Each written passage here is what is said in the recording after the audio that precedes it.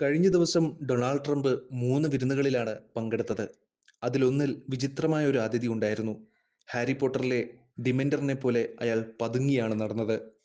Khalistani ഗ്രൂപ്പായ six four ജസ്റ്റിസിന്റെ നേതാവായ ഗുർപന്തോത് സിംഗ് പന്നൂനായിരുന്നു അത്. ഇന്നലെ ട്രംപിന്റെ ലിബർട്ടി ബോളിൽ അദ്ദേഹം പങ്കെടുത്തതായാണ് റിപ്പോർട്ട്. വിരുന്നിൽ എത്തിച്ചേർന്ന ജനക്കൂട്ടം USA എന്ന് വിളിച്ചു പറഞ്ഞപ്പോൾ പന്നൂൻ ഖലിസ്ഥാനി മുദ്രാവാക്യങ്ങൾ വിളിച്ചു. രാഷ്ട്രീയ നിരീക്ഷകർ ഇതിനെ വളരെ വിചിത്രവും ഭയാനകവുമായാണ് വിശേഷിപ്പിച്ചത്. ഇന്ത്യയിൽ നിരോധിച്ച സിക്സ് ഫോർ ജസ്റ്റിസിന്റെ തലവനായ പന്നൂനെ തീവ്രവാദിയായാണ് രാജ്യം മുദ്രകുത്തിയിരിക്കുന്നത്. ഇന്ത്യയെ വെട്ടിമുറിക്കാൻ ആഗ്രഹിക്കുന്ന പന്നൂൻ ട്രംപിന്റെ പാർട്ടിയിൽ എങ്ങനെ കടന്നുകൂടി? തന്നെ ക്ഷണിച്ചതായി പന്നൂൻ പറയുന്നു. ട്രംപിന്റെ വിരുന്നിൽ പ്രത്യേക അതിഥിയായിരുന്നുവെന്നാണ് ഇയാൾ അവകാശപ്പെടുന്നത്. എന്നാൽ ഇത് പച്ചക്കള്ളമായിരിക്കാമെന്നാണ് പല ഭാഗത്തു നിന്നും ഉയരുന്ന വിമർശനം. ശരിക്കും വിരുന്നിൽ പങ്കെടുക്കാൻ ആരെയും പ്രത്യേകമായി ക്ഷണിക്കേണ്ടതില്ല. ടിക്കറ്റ് എടുത്ത് ആർക്കും വരാവുന്നതേയുള്ളൂ. ഒന്നുകിൽ പ്രസിഡൻഷ്യൽ ട്രാൻസിഷൻ ടീമിന് അപേക്ഷ നൽകാം, അല്ലെങ്കിൽ വേദിയിൽ നിന്ന് ടിക്കറ്റുകൾ വാങ്ങാം. ഇതിലേതാണ് പന്നൂൻ ചെയ്തതെന്ന് ആർക്കും അറിയില്ല. പക്ഷേ US പ്രസിഡന്റിൽ നിന്ന് വെറും വെളിപ്പാടുകൾ അകലെ മാത്രമായിരുന്നു പന്നൂൻ നിലയുറപ്പിച്ചത്.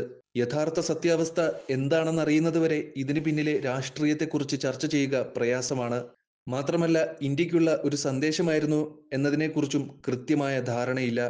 ഖലിസ്ഥാനെക്കുറിച്ചുള്ള ഇന്ത്യയുടെ ആശങ്കകളെ അവഗണിക്കുകയല്ലേ പന്നൂന്റെ സാന്നിധ്യത്തിന് വഴിയൊരുക്കിയ US ഇതിലൂടെ ചെയ്തിരിക്കുന്നത്? പന്നൂൻ ഒരു സ്വതന്ത്ര മനുഷ്യനായി അമേരിക്കയിൽ വിലസുകയാണ്. അതുകൊണ്ടാണ് ഉദ്ഘാടന വേദികളിൽ ഒഴിയാ സാന്നിധ്യമായി അദ്ദേഹം ചുറ്റിത്തിരിയുന്നത്. തനിക്ക് ട്രംപുമായി അടുപ്പമുണ്ടെന്നും US-ൽ രാഷ്ട്രീയ രക്ഷാകർതൃത്വം ഉള്ളതായി ചിത്രീകരിക്കാനുമുള്ള പന്നൂന്റെ തന്ത്രം ഇതിൽ നിന്നും വളരെ വ്യക്തമാണ്. 2019-ലും ഇതിനൊരു ഉദാഹരണം നമ്മൾ കണ്ടതാണ്. ട്രംപിന്റെ ഒന്നാമൂഴത്തിൽ അമേരിക്കയുടെ സ്വാതന്ത്ര്യ ദിനത്തോടനുബന്ധിച്ച് ഒരു പ്രത്യേക പരിപാടി സംഘടിപ്പിച്ചിരുന്നു. അന്നും ഗുർപന്തോത് സിംഗ് പന്നൂൻ അവിടെ ഉണ്ടായിരുന്നു. ഇപ്പോഴും സ്വയം പ്രഖ്യാപിത അതിഥിയായി ഇയാൾ തന്റെ സാന്നിധ്യം അറിയിച്ചു.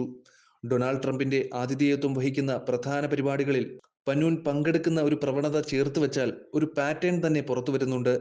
ടിക്കറ്റുകൾ വാങ്ങിയാണോ വിരുന്നിൽ പങ്കെടുത്തത്, അതോ ട്രംപിന്റെ ടീം അദ്ദേഹത്തെ സഹായിക്കുകയാണോ എന്നാണ് ഇന്ത്യ അറിയാൻ ആഗ്രഹിക്കുന്നതും. കഴിഞ്ഞ ദശകത്തിൽ ഇന്ത്യ US ബന്ധം വളർന്നു എന്നത് ശരിയാണ്. എന്നാൽ അടുത്തിടെ കാര്യങ്ങൾ അല്പം വഷളാകുന്നു എന്നതും സത്യമാണ്. പന്നൂവിനെ കൊല്ലാൻ ഇന്ത്യൻ ഉദ്യോഗസ്ഥർ ശ്രമിച്ചതായി US ആരോപിക്കുകയുണ്ടായി. ട്രംപിന്റെ ഖലിസ്ഥാൻ നയത്തെക്കുറിച്ച് പൊതുവെ ആർക്കും ഒരു ധാരണയില്ല. അദ്ദേഹത്തിന്റെ മന്ത്രിസഭാ അംഗങ്ങൾ മാത്രമാണ് സൂചനകൾ. ട്രംപിന്റെ ദേശീയ സുരക്ഷാ ഉപദേഷ്ടാവ് മൈക്ക് വാൾസ് ഇന്ത്യയുടെ ആശങ്കകളോട് അനുഭാവം പുലർത്തിയിരുന്നു. ഒരു നിയമനിർമ്മാതാവ് എന്ന നിലയിൽ അദ്ദേഹം ഖലിസ്ഥാൻ ആക്രമത്തെ വിമർശിച്ചു. എന്നാൽ ട്രംപിന്റെ അസിസ്റ്റന്റ് അറ്റോർണി ജനറൽ നേരെ വിപരീതമായിട്ടാണ് പ്രതികരിച്ചത്. ഹർമീത് ദില്ലോ എന്ന ഇന്ത്യൻ അമേരിക്കൻ അഭിഭാഷക അറിയപ്പെടുന്ന ഖലിസ്ഥാൻ അനുഭാവി കൂടിയാണ്. ഇന്ത്യ എല്ലാ സാഹചര്യങ്ങൾക്കും തയ്യാറായിരിക്കണം.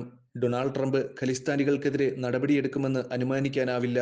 അങ്ങനെ ചെയ്യാൻ അദ്ദേഹത്തിന് ഇന്ത്യ ശക്തമായ കാരണങ്ങളും തെളിവുകളും നൽകേണ്ടതുണ്ട്. ഖലിസ്ഥാൻ ഗ്രൂപ്പുകൾക്കെതിരെ കേസ് ഫയൽ ചെയ്യുകയും കാനഡയിലെ ജസ്റ്റിൻ ട്രൂഡോയുമായുള്ള അവരുടെ ബന്ധം കാണിക്കുകയും അക്രമത്തിനായുള്ള അവരുടെ ആസക്തി തുറന്നുകാട്ടുകയും ചെയ്യണം. ഇന്ത്യക്ക് ഇതൊരു നല്ല അവസരമാണ്. ട്രൂഡോ കാനഡയിൽ അധികാരത്തിൽ നിന്ന് പുറത്തുപോയി. അതുപോലെ ബൈഡനും വൈറ്റ് ഹൗസിൽ നിന്ന് പോയി. അതിനാൽ നേട്ടം കൈവരിക്കേണ്ട സമയമാണിത്. പന്നൂവിനും കമ്പനിക്കും നേരെ കാര്യങ്ങൾ തുറന്നു കാട്ടേണ്ട സമയം.